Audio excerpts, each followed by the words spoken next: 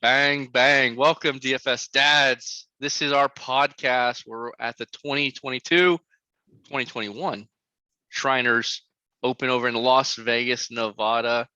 A lot of fun, very easy course, a lot of scoring, a lot of birdies. And the field is actually pretty good. So let's get after it. We got our boy Dustin on the pod here today. You excited about this field and the event?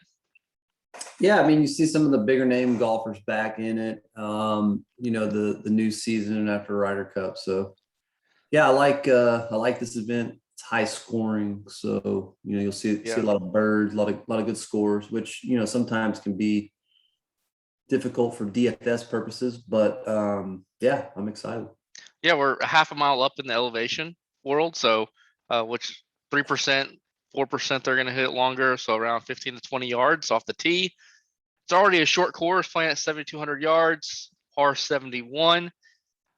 And when you add in the elevation, really good drives is what you're wanting to look for. We have 144 golfers. It is 65 plus ties. A fun little stat here: 14 out of the last 17 winners here has hosted -20 or better. So that means a lot of scoring. Cut line's probably gonna be around -4. I'm guessing. We'll see. So your golfers need to have birdie opportunities gained, good drives. It doesn't matter how long they are in this course. So when we say opportunities, birdies, short course, we're really talking about Webb Simpson. We'll get into that though in a second. So with that being said, a couple more stats to get into before we get into the players. Proximity 100 to 125, 100, 150, around that range. Par fours 400 to 450. If you want to see the rest of our breakdown and where our players rank on the model, go check us out at dfsdads.com. Give us a try. We have everything NFL. NBA is coming back up in 2 weeks. Our boy Timmy is already posting preseason basketball. That's something. So let's get into it. Price. Dustin, let's get you started here on the upper tier range. Let's go from 9K all the way up to Brooks 11K. Give me one or two golfers that you are targeting here. I mean, I like Brooks. He's obviously the most expensive golfer here, but he's played pretty well as of late. Had a really good run from the U.S. Open on up. Finished 22nd, I think, at the BMW. So good, good recent form. Ranks pretty high in my model, top 10. So I like him, and I really like Abe Answer. Another guy that's really hot. Won the WGC a couple months back.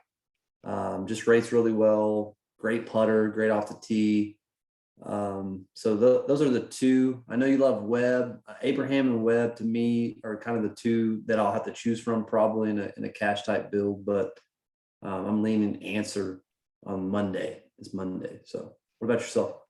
So, the one thing that surprised me from the 9K range up is I only have one golfer in my rankings in the top 10. One, which is kind of surprising, and that is obviously Webb Simpson. So, actually, I have two. I have Victor Hovland's number 2 in my rankings as well. So I got two. But Webb is the person I'm targeting. I like Hovland, but 10-2 Webb Simpson. He's coming in better form recently, and this tournament just sets up opportunities gain, a shorter course, good drives down the middle. He gets hot with the putter. This is going to be a Webb week, in my opinion. That's who I like up top. I don't want to play Brooks at all at 11-1. Is going to be, I think, a pretty good fade. So I don't think this course necessarily. I don't think this course necessarily fits up to his. I don't know. He might be partying in Vegas all weekend. I just don't even know with Brooks. Whenever it's not a major, I don't really like to play Brooks. So I'm just gonna fade him. But I'm with you on Answer. Answer's a good play. You want to start us off below the 9K range, around to and so I was mid-tier range, 10K and up. So when I first did it, my bad. No, I misheard you, and I was just looking at the 10K and up. But I obviously love Scheffler in these type of events. He doesn't rate necessarily the best of mine, but I love Scotty. He can score. 8K and up. Love this range. It's a range I'll probably live in with our cash double up core. The two guys I really like are, you probably can already guess, Paul Casey and Connors. Both super solid, both struggle with a putter at times, but they're just great. Tee to green, and then getting hot with the putter. It's a birdie fest anyway, so they don't have to be super elite with the putter. So those are the two that I like. Yeah. So one interesting thing was when I look at this was I didn't think Matthew Wolff would have a great tournament history here, but he has an 18th and a second, which was a little surprising. And so I want to take a little deeper look into him. His opportunities gained obviously is incredible. Let me look at what's his recent form. I haven't looked at that. I got 17th last week at Sanderson. That's a very comparable course, along with like TPC San Antonio. So a good, he hasn't played. That was his first tournament back, and got 17th. Strokes gained over 6, and good tournament history. Doesn't necessarily set up perfectly for the type of course, but I kind of like Matthew Wolff. I'm talking myself into him. And he can go low, and he has no problem going low. So I like Matthew Wolff, Charlie Hoffman as well, for especially if he can get his putter going. I love Charlie Hoffman as well, down at 8,100.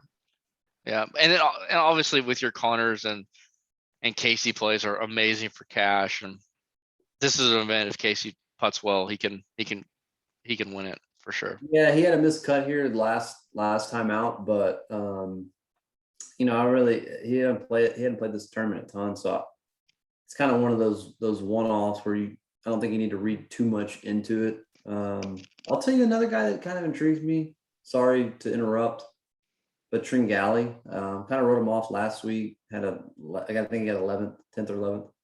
And he's just been playing really good, man. He had one miscut, I think, at the Travelers, but has 30th, 20th, 10th, 11th, 16th. Like, he's just finding a way to get on the leaderboard. So I think at his price, he's definitely somebody to look at with his recent form.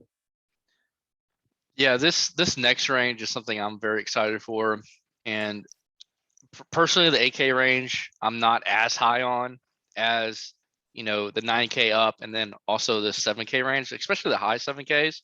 So start with my boy Russell Henley. He loves birdies. He has 3 top 25s here, or he got 2 top 25s and tied 37th. He does have one miscut in the last 5 years though.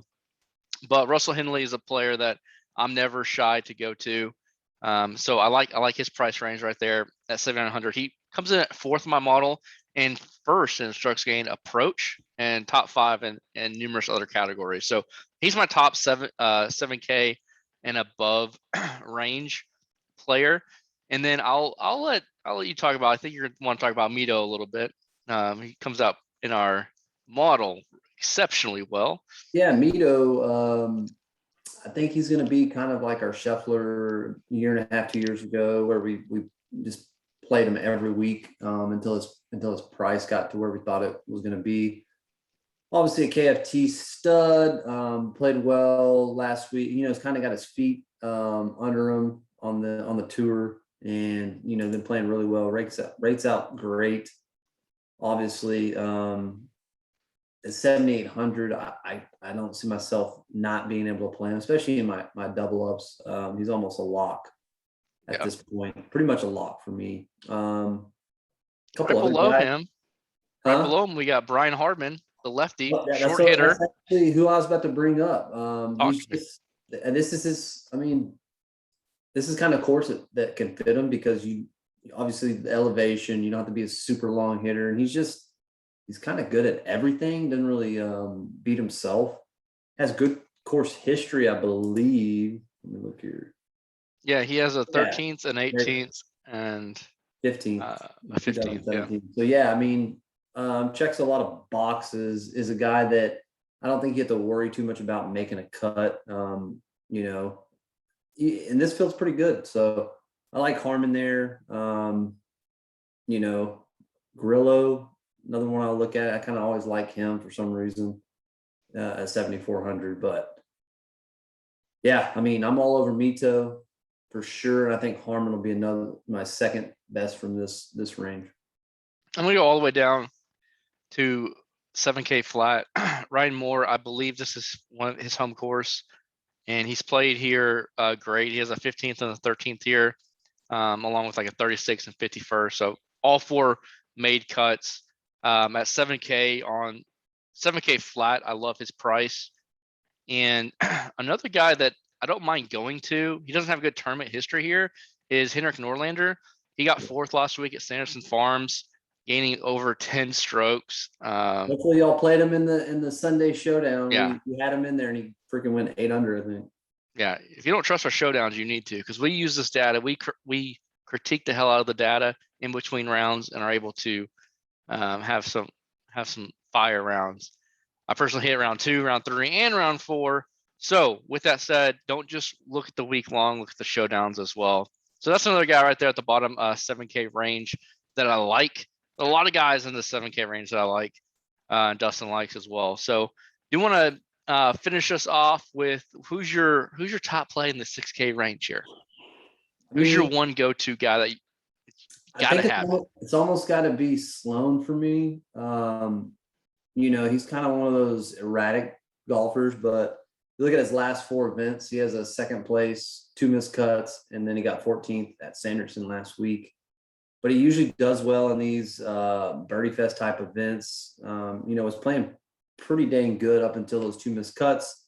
Seemed to turn it around, gained almost 5 strokes on approach, 4 strokes putting, was good tee to green, gained almost 4 strokes. So I like his form coming in.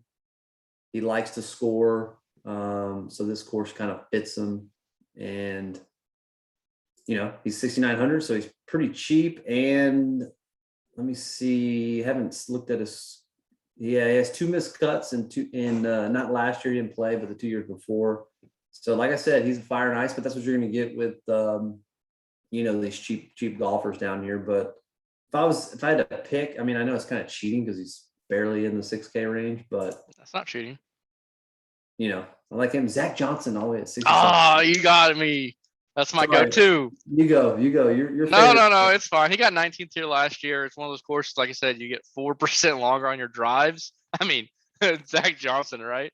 So enough being said there. He got 19th last year. I really like Zach Johnson at 6,700 as a filler and someone that can light it up, get you a top 20. I don't think he'll necessarily win, but he should be able to get top 20, especially if he putts well. A guy that I liked, but I'm not on, is Russell Knox. At first, I really wanted to like Russell Knox at 6,400, but I'm off him. He missed the cut here last year as well, but that was one player that I wanted to play, but I just can't. I just can't make it.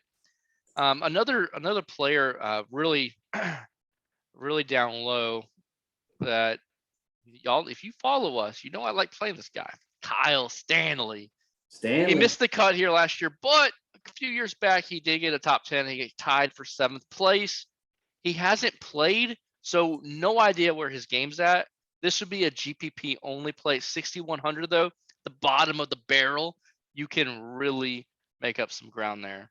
And I see our boy Cucumbers in the field too, so that'll be a showdown play we might hit up. But Kyle Stanley down at 6,100 allows you to go up in that 9K plus range, get a few guys there, 2, maybe even 3, and then just avoid the 8K range altogether, and then sprinkle in that low 7K. Yeah, because I mean, there's like I said, this is kind of our first full event on the new season. You got a ton of golfers. You see some big names down here. You got Matt Kuchar in the 6K range, like we said, Zach Johnson, and you got some guys that have played well at times. Brendan Todd. You know, Molinax, however you say his name. Trey Molinax. Another Sunday showdown guy for us that did well. Yeah. You know, so there's a lot of guys down here that have the pedigree and have been there. So you're going to see some of these guys go low. It's just, you got to figure out which one. That's what we're for. This is a tournament, like Dustin said, it's so early on in the season. Some of these guys haven't played in a long time, that your week long might be a little bit harder than Showdown, because after the first round, second round, we'll kind of understand what kind of form these different golfers are in. So I'm excited to really attack Showdown this week and and go a little bit lighter probably on double ups and throw in some week long GPPs.